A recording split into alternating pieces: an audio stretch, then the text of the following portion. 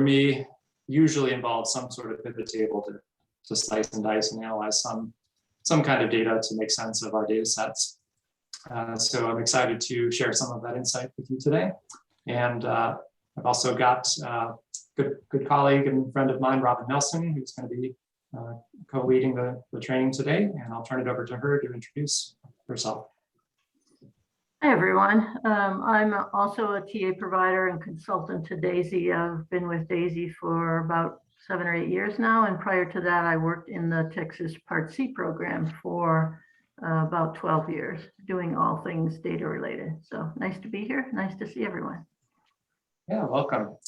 So just a few housekeeping items. I want to first of all recognize we've got a colleague of ours, Sarah Whitman, today with DAISY. She's going to be sharing a few files and resources with us today, and also watching the chat box. So Sarah, I'd encourage you, if Robin or I miss some of the chat comments that are worthwhile to bring up, please feel free to let us know. We're also going to try to allow, I believe, the opportunity for you to come off mute in case you aren't already, to pose questions as we're going through. There's going to be quite a bit of interactivity as we're doing some live demos in Excel. So, and we're going to have some pauses sort of built into the workshop to allow you to practice. So if something comes up for you and you want to pose a question to the group, we'd encourage you to do so. However, we do have a few sort of introductory pieces built in toward the beginning here. Sarah, I think now, if you haven't already, now would be a good time to share the Excel file, which has the sample child outcomes data.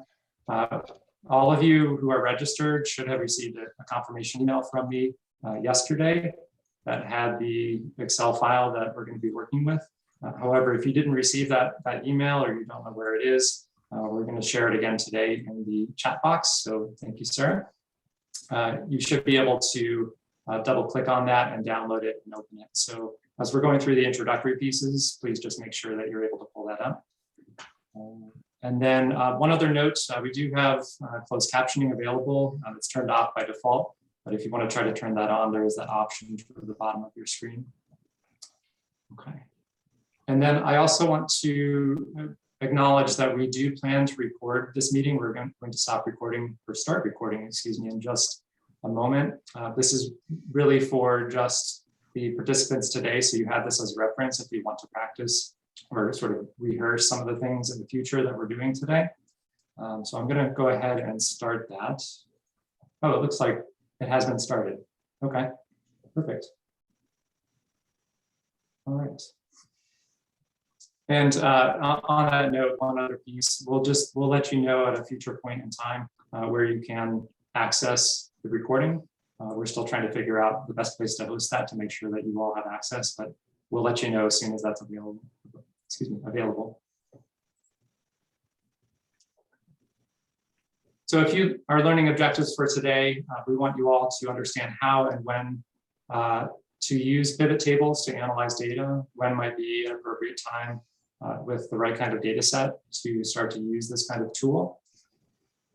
And we're going to introduce some terminology that Microsoft uses in conjunction with the pivot table feature. So we'll get you used to some of those terms and help outline the steps to preparing your data for use with pivot tables to make sure that that feature actually works.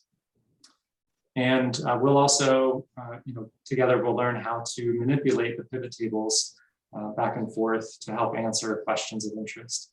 So we'll help you get used to that feature and understand what it means to move and pivot the different fields around. A few other notes before we jump in. This workshop assumes you have basic knowledge about Excel, including familiarity with data laid out in the typical fashion in rows and columns, and also how to navigate the menu ribbon.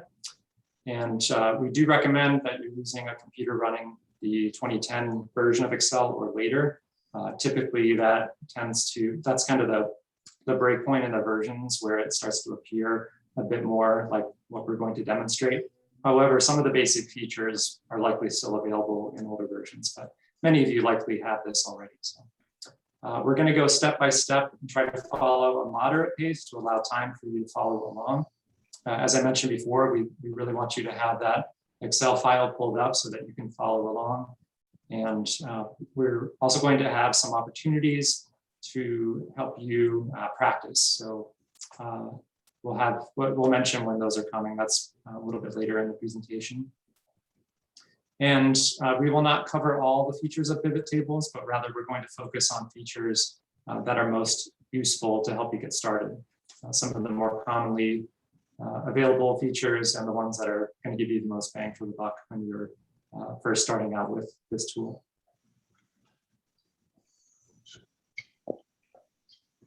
Some of the key features of pivot tables that we're going to highlight include formatting your data for use in a pivot table, helping to make sure that it's in the right kind of structure and format so that the pivot table feature will actually work appropriately with the data.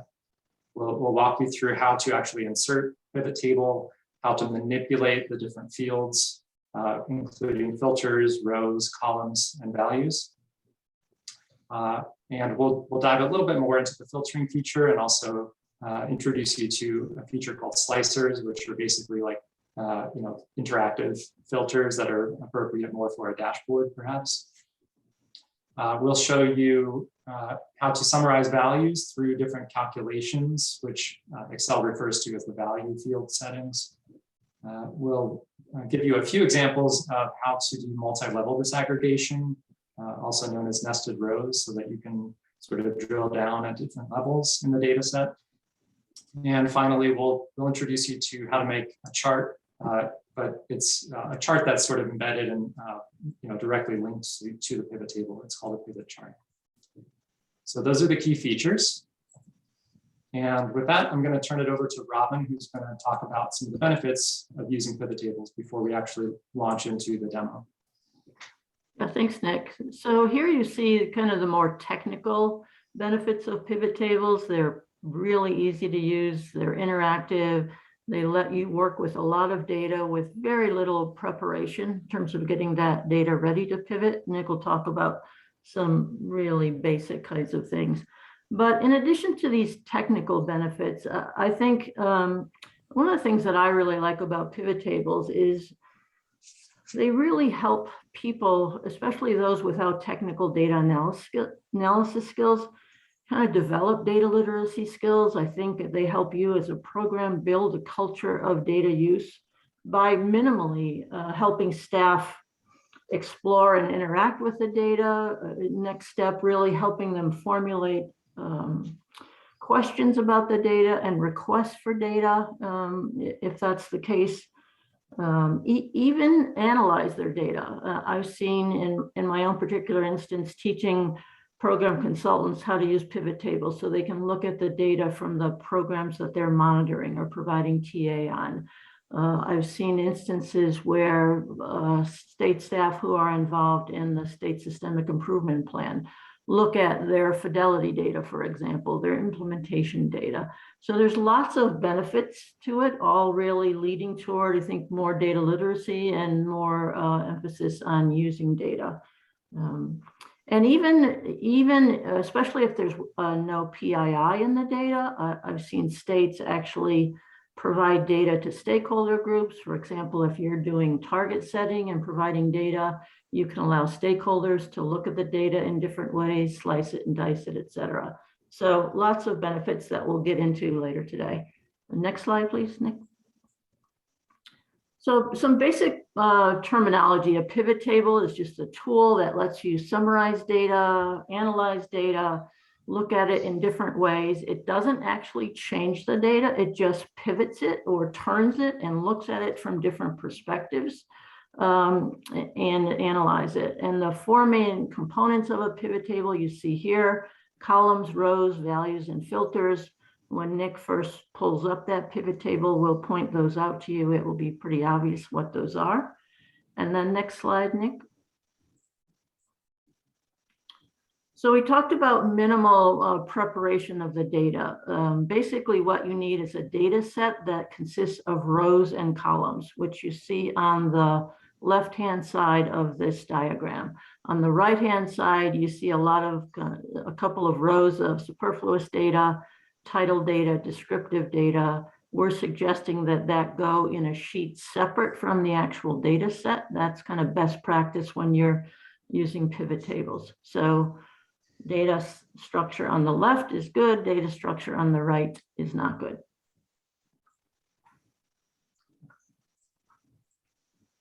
All right. So at this point, we're going to go ahead and open up that Excel file and really start to dig into the data using the pivot table feature. We'll sort of scaffold as we're going along to help you learn how to get to the point of actually inserting it. So give me one moment and I'm going to switch over to share my screen to share the Excel file. And I would encourage you while I'm doing that to make sure that you have your Excel file open as well. And while Nick's doing that, let me just add, we're kind of adopting the med school see one, do one, teach one. You're actually going to see us do several different pivot tables.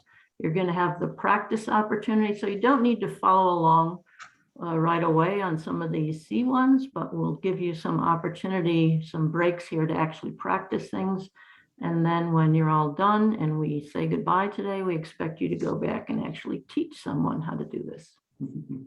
Absolutely. All right.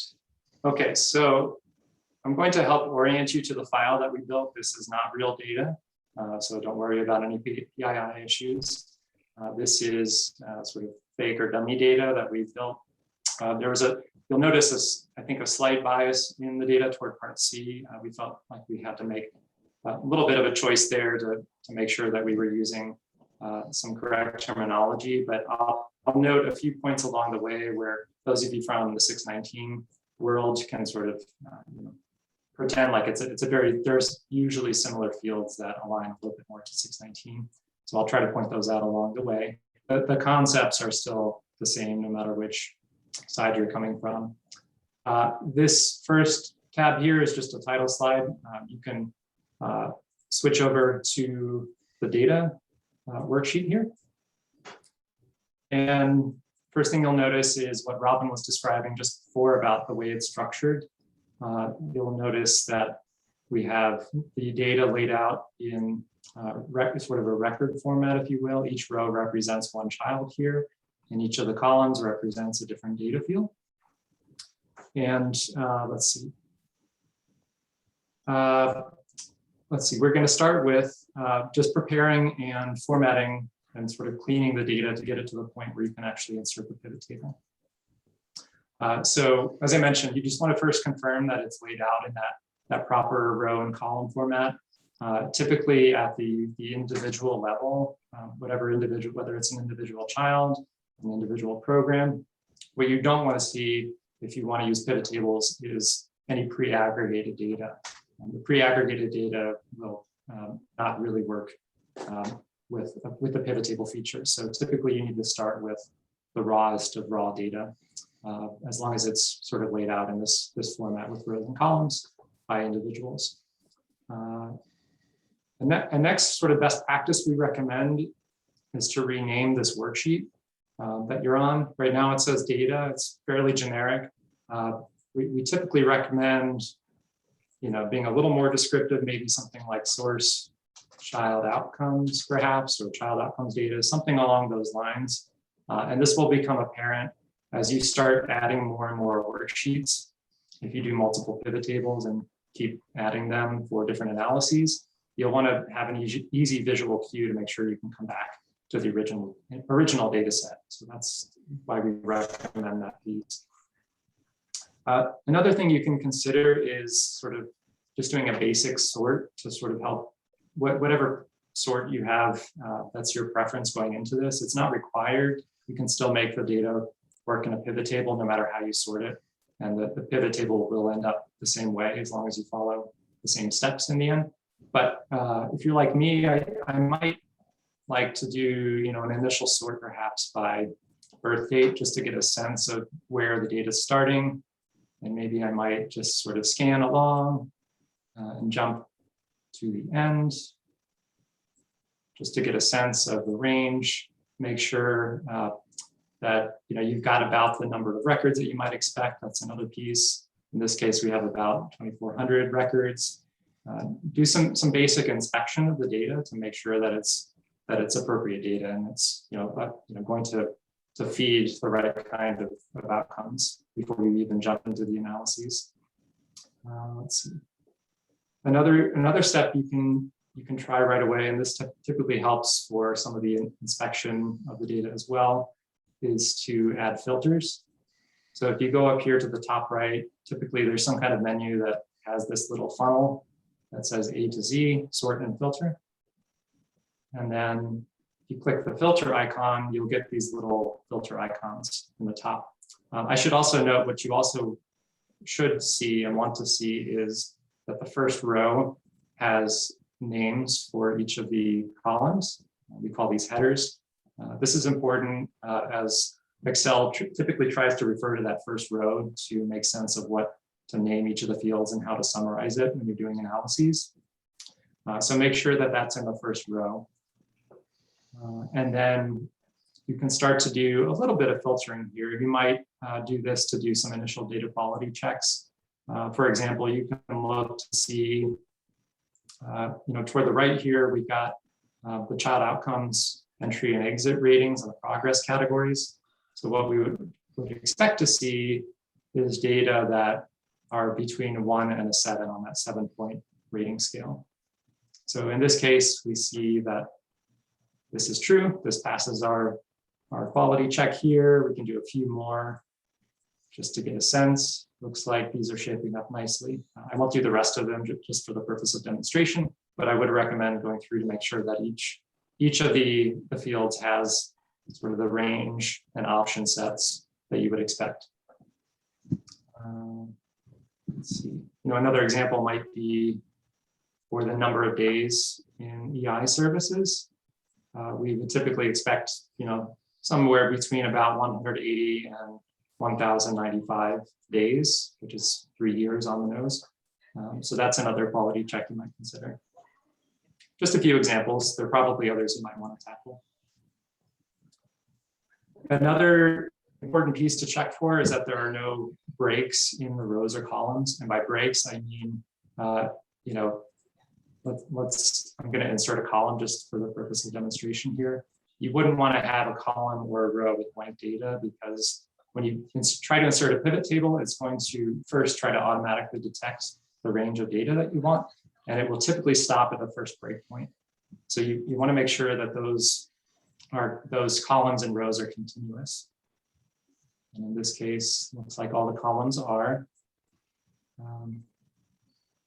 You might just do a skim here. It's hard to go through every row if you've got multiple, several thousand or tens of thousands, hundreds of thousands of rows.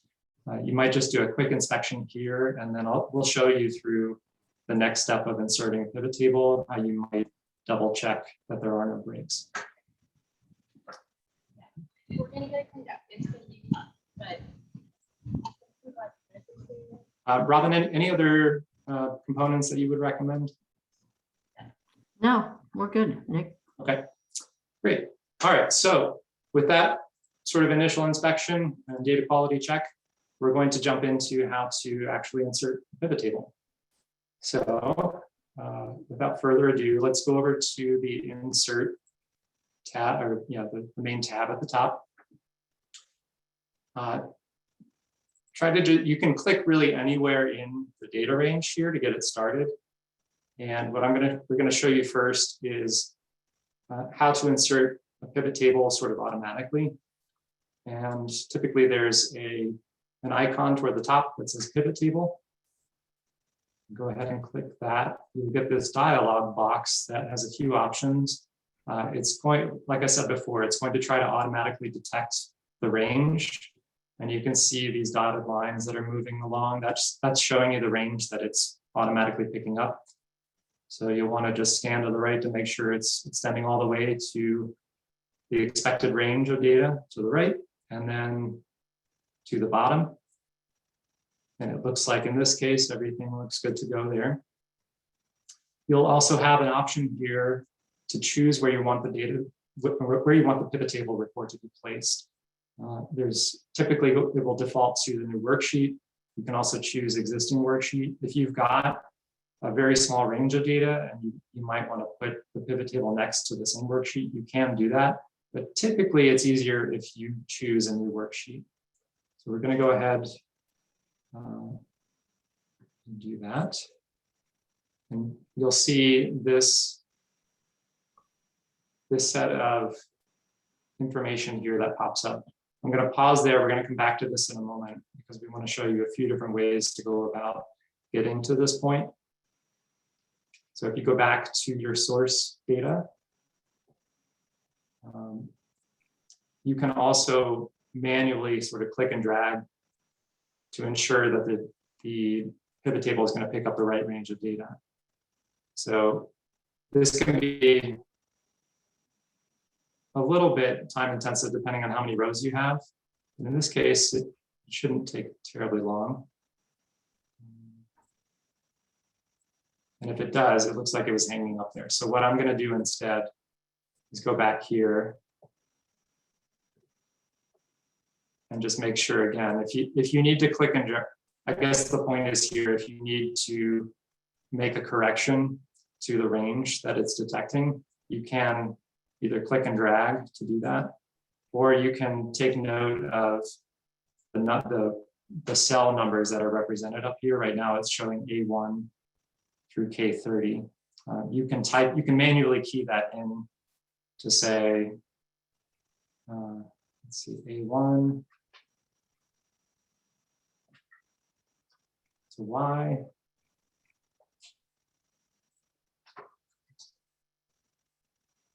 And then we could do row, if we did this 2461.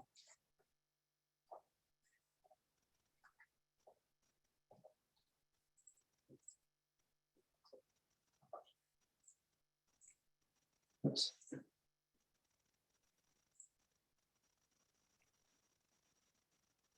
Okay, that feature wasn't working as expected, but I'm not going to belabor that point because I think we've got what we need in the pivot table and the data that was detected. Let's see. Okay. So another way to sort of format your data before you get it into the pivot table is to format the data as a table, what Excel refers to as a table. There are two ways to go about this. You can go to the Home tab and go to Format as Table. And you can see, you can click any of these different design styles. We can start with this one. And again, it's going to try to detect the data range. We can click OK. And what this does is there's several things it does. One is it defines the range ahead of time before you actually insert the pivot table. It also gives you the filters as options. There are lots of different benefits to formatting as a table. I'll just mention a few others. It's easy to read across the rows because it formats with colored lines. And the charts, if you ever go to create a dashboard, for example, it will automatically update when you refresh the data. So there's many different benefits to using it in this format. One other that you can realize here is to rename the table up on the top left after you formatted it. Maybe it's something like child outcomes. And now when we go to insert the pivot table after you formatted it as a table, you'll see, since I've renamed that range, you've got an easy sort of visual cue that says, okay, that's the one I just created. So we can go ahead and create it that way as well. So several different ways to actually get to this point of designing your pivot table and all the elements there. Hopefully that gives you some flexibility and options heading into this stage. By the way, if you ever wanted to clear the formatting here from your table, you could go to Table Design and this little drop-down menu. All the way down at the bottom is a clear option. So you can click that. And we had placed the filters in there before, so those are still present. Nick, before we get into pivoting, can you make your screen a little bigger? Might help Sure. people see. To zoom in, you mean? Like this? Yeah. Yeah, hopefully that's a little better. Okay, good. All right. Okay, so you'll notice we created the pivot tables on a new worksheet, and we'll just orient you to this section on the right. You'll see this interface here that has a couple of different elements. These are what Excel refers to as pivot table fields. So we've got a list of all the data fields in each of the columns. And again, it's important to have the header names in that first row because this is one example of where Excel is going to try to use that information to show you the options when you create a pivot table. And then you'll notice these 4 different boxes down here called filters, columns, rows, and values. And this is going to allow you to build a pivot table. And if any of you have ever worked with data analysis software like SPSS, for example, this is essentially a cross-tabulation of data. So we're summarizing data in a cross-tabular format. And it's a really easy tool to start using in Excel. And once you start using it, I guarantee you're going to be trying to pivot data in and out to try to analyze any which way. So we're going to show you a couple of options or examples of how you might build a table with, or a pivot table with these data. So first, for the columns, I'm going to start with setting. And you'll come up here and left click and drag it into the column area. And for rows, let's go with child age. And we have it here formatted as of October 1st of 2017. And you'll see as I'm clicking and dragging, the software is automatically building a summary of the data over here on the left. For filter, we're going to choose race and ethnicity. And for the values, we're going to choose child ID. Now notice what happens when I choose by default the child ID.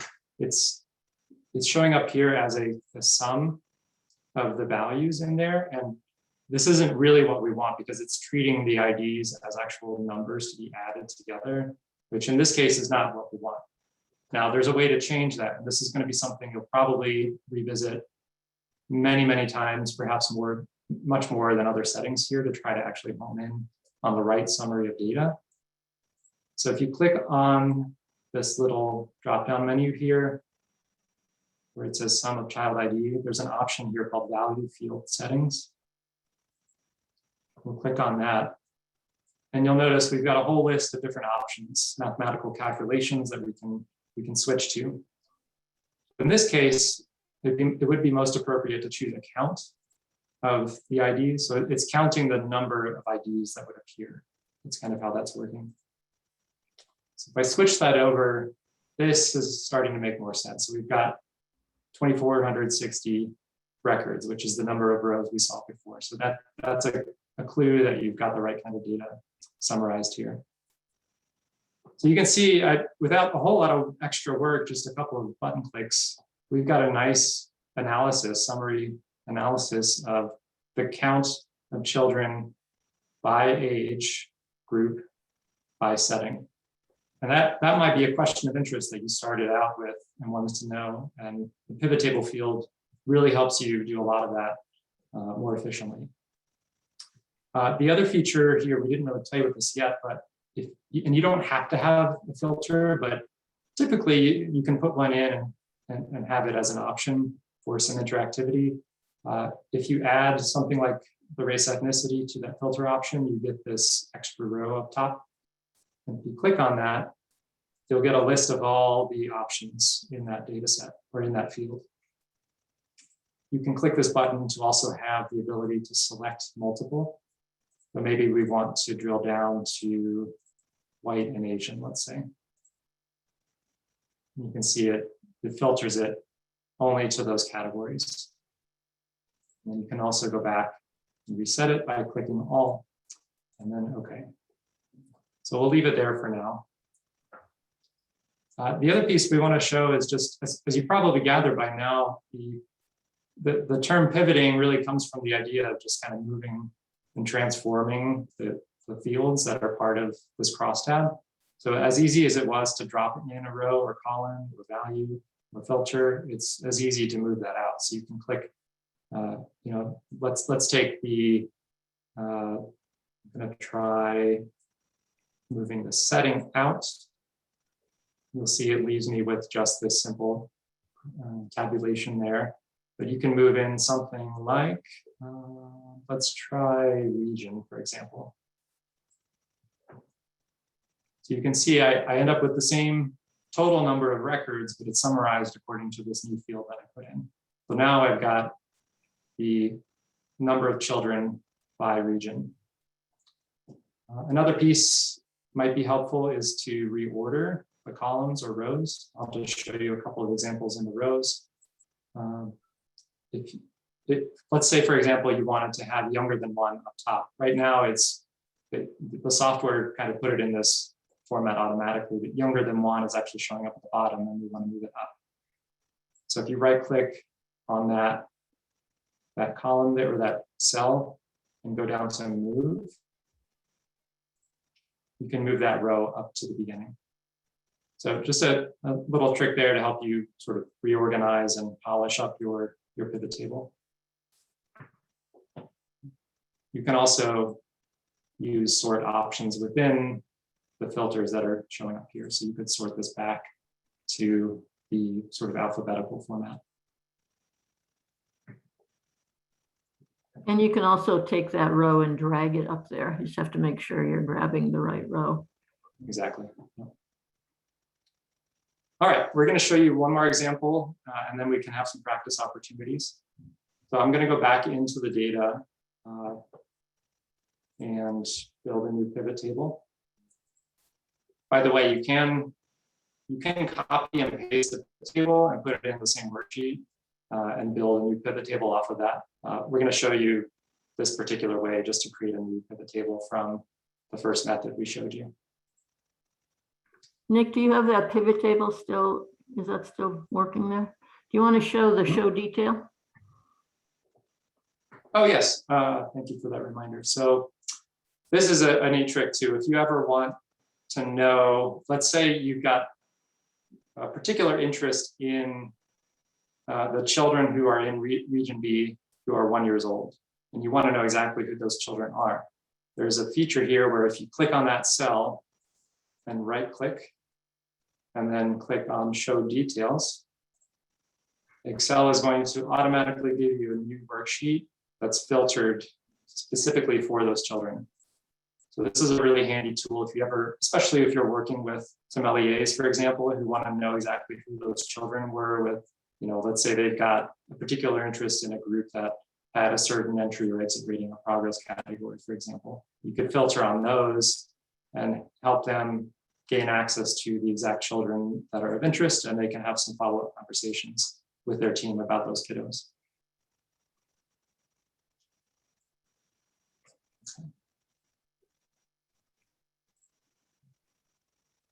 Okay. So one more example here, just to give you a little bit more flavor.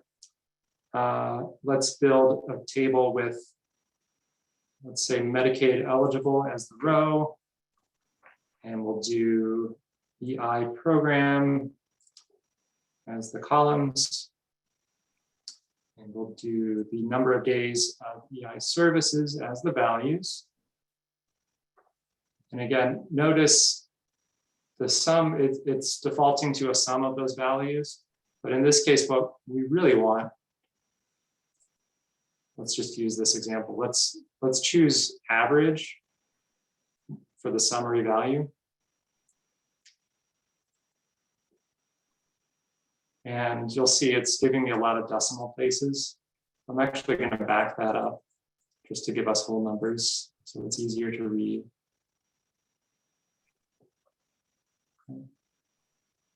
And now you've got a pivot table here with program by number of days of services and the average number of days of services. So that's just another example of how you can pivot the data. You can even, now we mentioned this idea of showing multiple layers of disaggregation or nested rows. Let's say you wanted to add something like gender to the mix. You don't have to move Medicaid eligible out. You can add gender in by just clicking and dragging it underneath as a secondary variable. And you can see what it did here in the pivot table itself is it added a second layer underneath each of the primary layers, if you will. So we've got a summary row for all of the no and all of the yes, but underneath each of that is more detail by gender. And in theory, you can add as many layers as you want. At some point, it becomes a little too thinly sliced, if you will. But, you could add, a third or fourth row, for example. And one other just little trick here, if you ever lose that little sort of dialog box on the right, there's a way to get that back. If you go up to the pivot table analyze tab, over here under show, you would just need to click the field list box to get that back. Sometimes that can be pretty aggravating and you don't know why it's disappearing. It seems somewhat arbitrary sometimes, but you can always get it back. And Nick, do you want to show what happens when you reverse the Medicaid and gender field in the rows? Sure. So you can structure that differently. Yep. So you could, let's say you wanted to start with gender and then go to Medicaid eligible.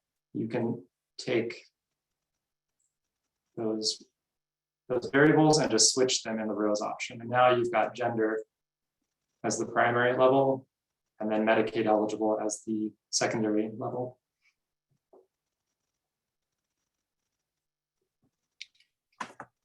Nick, can we ask a question? Can I ask a question? Silly question.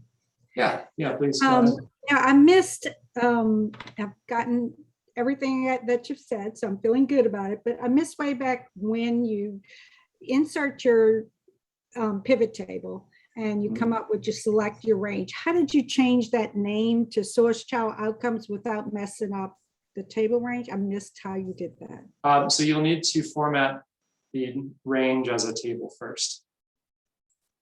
So if you go up to this option here on the home tab in your raw data set, and then you format it as a table. And then it was I think it was up here. That's a good question. Let's see.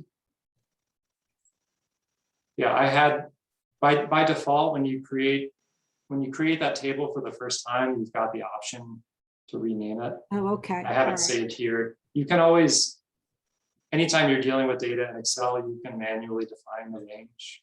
So let's say I'm not going to go through all the rows, but let's say I wanted that as a range. Then you could, Got it. Okay. Yeah. And Nick, back to the pivot table, Brenda wants us to show how to get to the pivot table fields again. And I think a simpler way is to just click off of the pivot table and then click back into the pivot table. And there it is. So usually that works. I will say sometimes I've experienced it doesn't, but usually it does. That's probably the first way to try. If it doesn't work for any reason, you can go to this pivot table analyze tab and then just make sure that that field list button is selected. But yeah, what Robin's describing is usually the easiest way to go.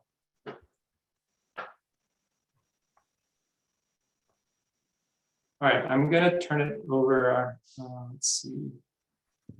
Yeah, I think I'll turn it over to Robin and she's gonna help us walk through how to build one together, I believe.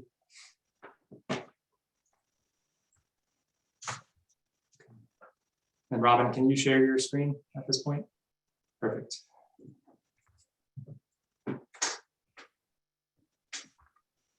Okay, can everyone see my screen? Good.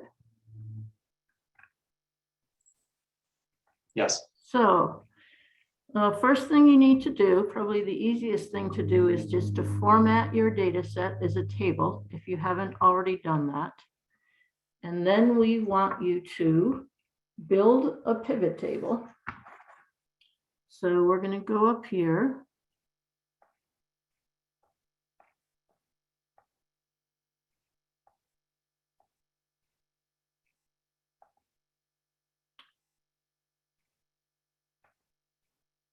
And and insert.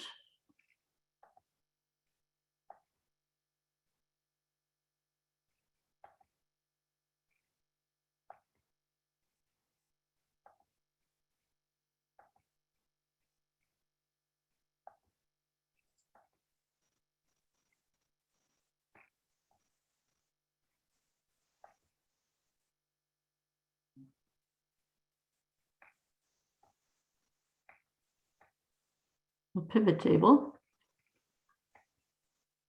And you can see it's using the range, and we're going to put it in an existing worksheet. And once you're there, we want you to build a pivot table using, we're going to use this for some pattern checking for your child outcomes. So we want you to use in your row, take your entry rating for outcome KS, which is knowledge and skills. And then for your column, we want the exit rating for outcome KS. So I'm going to go grab our entry rating for KS is going to be in the rows, and our exit rating for KS is going to be in our columns. And then I'm going to take child ID and put it in values. And as Nick has already shown, pivot tables more often than not default to the sum. Here we're just summing those child IDs, which is totally meaningless. So we're going to go to that drop-down menu and click on value field settings. And instead of sum, we're going to click on count. And there we have the count of children by entry rating in that first column, by exit rating across rows, columns B through H, with the grand totals in column I and in row 12. I'm going to give you time to do that. And of course, if you have any questions, either enter them into the chat or come off mute and you can ask those.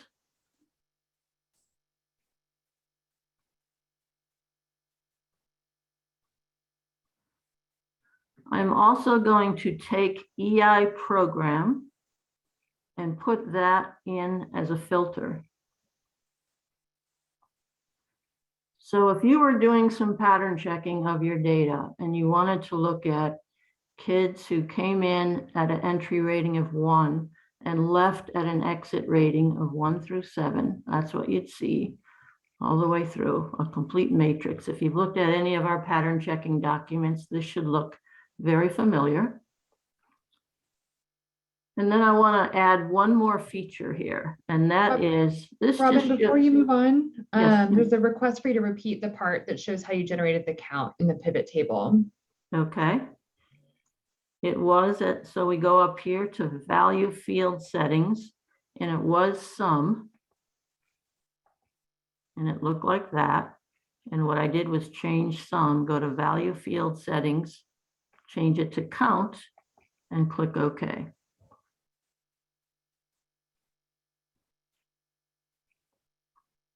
So that's a count. I want to show you a couple of other features too.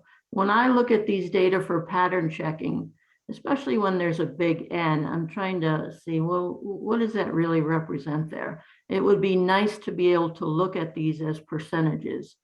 And when I look at this data, I want to look at the percentages relative to the row. So I want to see for all kids who came in with an entry rating of 1, what percent had an exit rating of 1? What percent have an exit rating of 2? So a really nice feature in the pivot tables is we're going to go to values. We're going to keep it as count. But up here, you'll see another option, show values as. And right now, we're not doing any kind of manipulation of that data.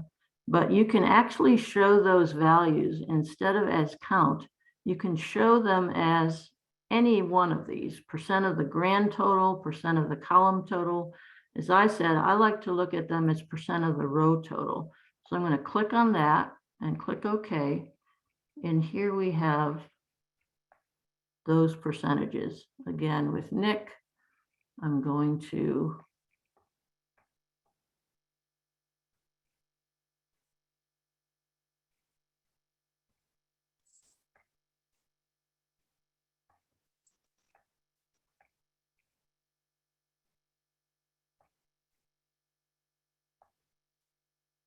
just get rid of the decimal points there and show them as whole numbers.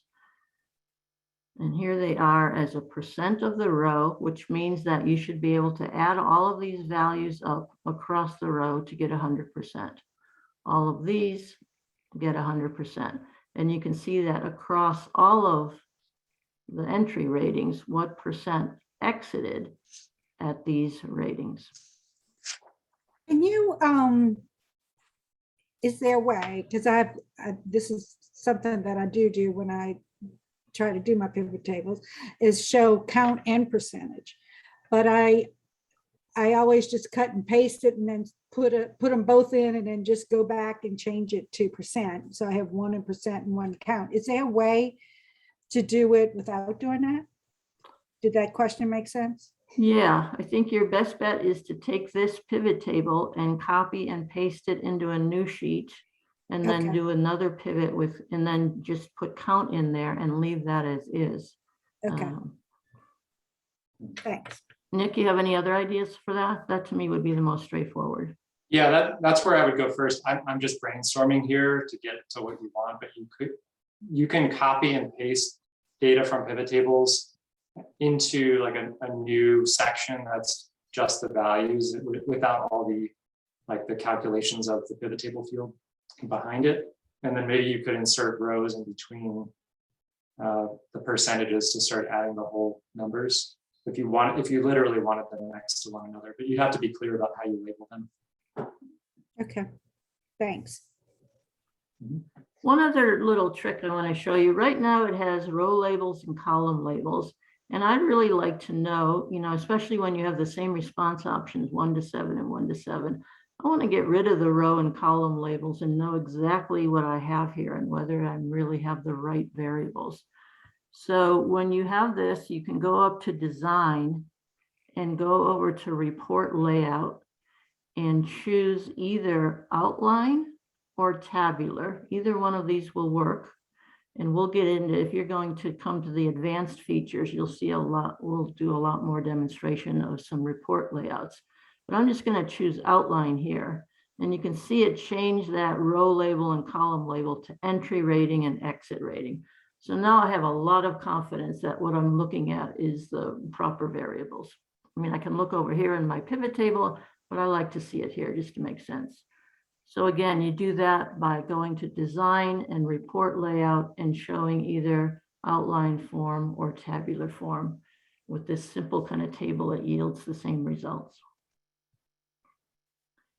And again, I've added filter here. If I want to look at these by local program or local district, I can check on any one of these and get the data just for program A. I can go back and choose all and see all of my statewide data. Want to show you yet one more feature, and that's to make, especially for external groups, this filter up here isn't very intuitive, or isn't as intuitive as I would like. So we can do what Nick referred to as a slicer. I'm going to insert a slicer, and I'm going to use the same variable here. I'm going to put EI program. And you can see it makes that slicer right here. So you can actually have descriptive text here telling people to click on program A if they want to see that, program B if they want to see that, etc. You can add as many slicers as you wish.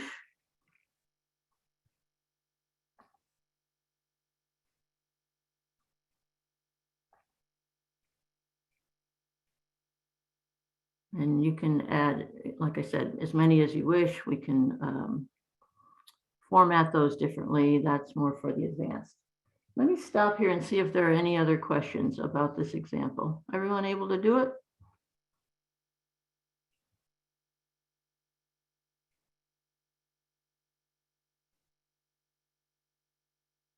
Nick or Sarah, we're okay in the chat. Yep, all good. Okay. All right, now we're going to go and do another example, and that is actually inserting, working on pivot charts, which are just as easy as pivot tables. There are two ways to get at pivot charts. One way, and the way I prefer, is to actually do a pivot table first and then convert that to a chart. I always like to look at my data in a table before I do that. So again, what I would do is insert a pivot table, and I'm going to do that, but I want to show you while we're here, you can also go over to this pivot chart dropdown and either insert a pivot chart or insert a pivot chart in a table at the same time. I'm going to be a little bit old school here and just go and do my pivot table. I'm going to create a new one. You can see it's using the range of the table. I've selected a new worksheet. I'm over here, and I'm going to create a pivot table first. And I'm going to create a pivot table with setting and column. I'm going to do a simple one first. And I'm going to do, actually use the same example that Nick did in his first one. So I'm going to do child age as of there. I'm going to take child ID as my value. Again, it's giving me sums. I want that to be a count. So I'm going to go up to value field settings and select count. And I like to have my data. I'm a linear kind of gal, so I want to have my younger than 1 up here. So I have them in the right order there. And now I'm going to go up and go up here and find in my pivot table analyzer menu, I'm going to select pivot chart. And it's going to allow you to select from all of these different kind of charts. Line chart, pie chart, bar chart. I'm going to stay with a column chart. And you can see here you have the options of using more traditional. You can have stacked columns, all different kind of things. I'm going to choose just our simple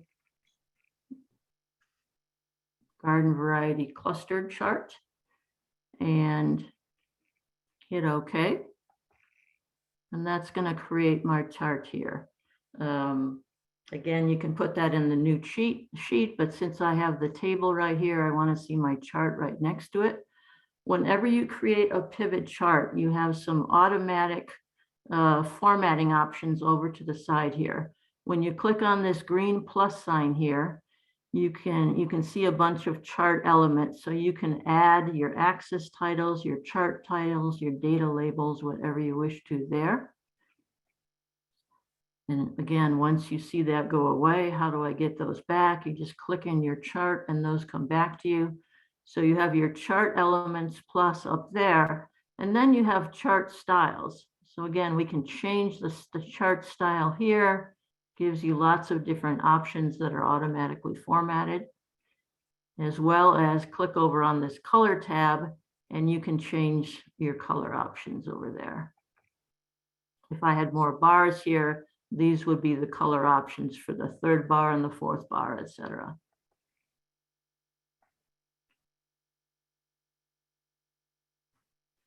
Again, just like we did before, I can go up to my pivot table analyzer.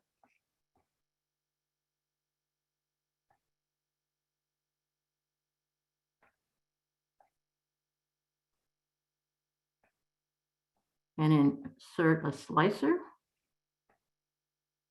And I can put gender in here.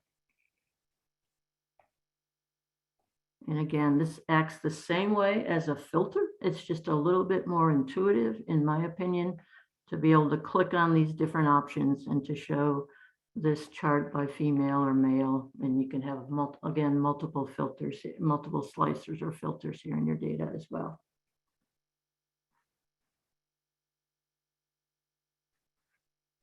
And again, the nice thing about this is just like you do in a table, if we wanted to get rid of child as of and put another variable there, all we're going to do is swap those out, and let's put race ethnicity down here.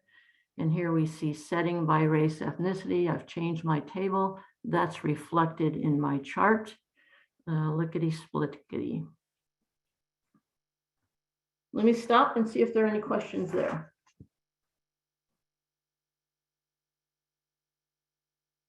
All right, going to give you, we've just got a little bit of time left. We're going to give you one practice try at a pivot chart. So I first want you to create a pivot table using as your row EI program and using as your column the progress category for social emotional for SE. So I'm going to do that along with you.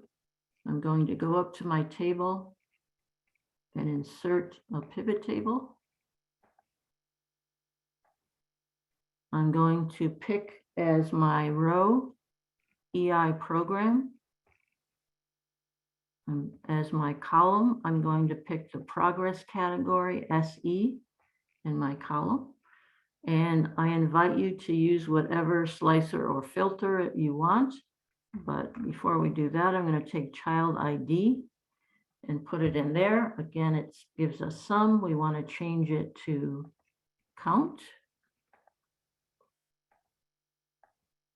And here I can look at the count of by program, the number of kids in progress category A, B, C, D, and E. That's one thing. As Tony said, you can look at that by count, but ultimately I want to look at that as a percent of the row. So in program A, what percent of children are in these different progress categories? I'm going to go up here to value field settings and show that value instead of a count as the percent of the row. Grab these and get rid of the decimal places. And there you have that. And then I'm going to go up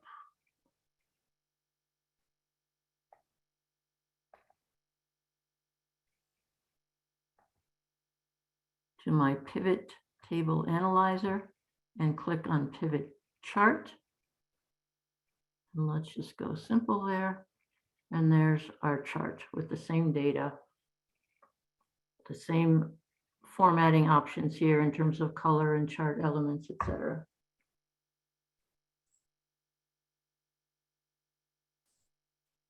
Robin, we are right on the hour. I wonder if we could just mention briefly that Sarah is about to drop in a list of resources that we put together. It's basically some suggested reading and viewing if you'd like to learn more and have at it in the future. Yeah, those resources are labeled according to what the resource helps you do.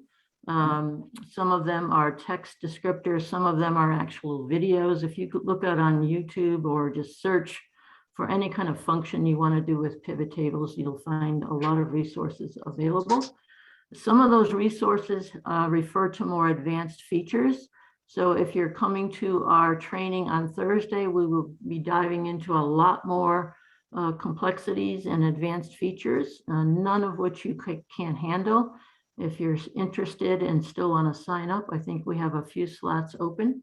So Sarah's putting that in the chat for you to download. And as well, we are recording this, as Nick said, and we will find a place on our website for participants to have access to it. So if you want to go back and remind, you know, just as a reminder, how did she do that or how did Nick do that? You'll have the video as a resource as well.